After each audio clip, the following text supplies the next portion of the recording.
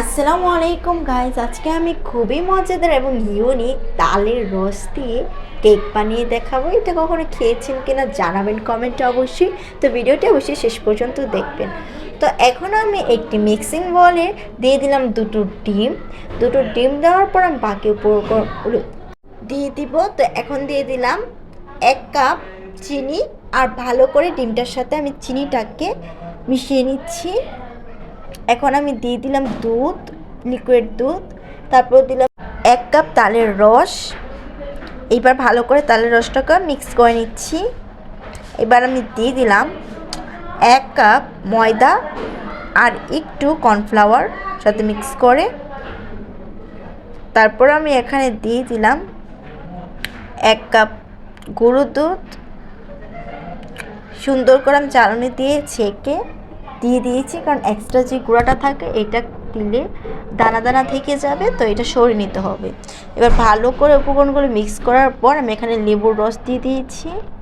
এবার আবারও আমি ভালো করে মিক্স করে নিচ্ছি উপকরণগুলোকে।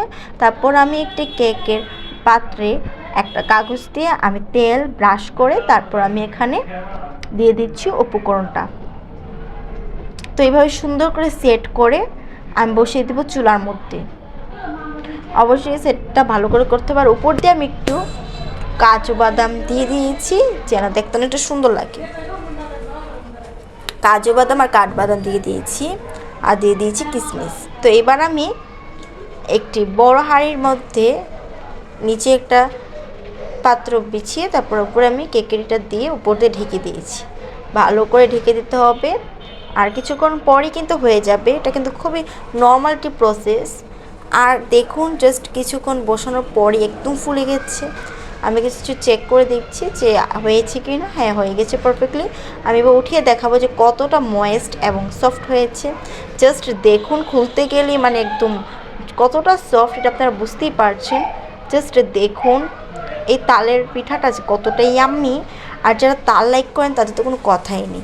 এটা আপনাদের কেটে দেখাচ্ছি যে আসলে ভিতরটা কতটা সফট। এই তো দেখুন, আমি ধরার আগে কেটে যাচ্ছে, এতটা সফট। ভিতরটা খুবই সফট, একদমই ভিতরে আস্ত আস্ত কিছু নেই, একদম ভিতরটা সফট হয়েছে। তো এই তো দেখুন, আপনারা বাসায় অবশ্যই ট্রাই করবেন, কেমন হয়েছে জানাবেন। ভিডিওটি ভালো লাগলে একটি লাইক দেবেন, শেয়ার করবেন। আল্লাহ হাফেজ।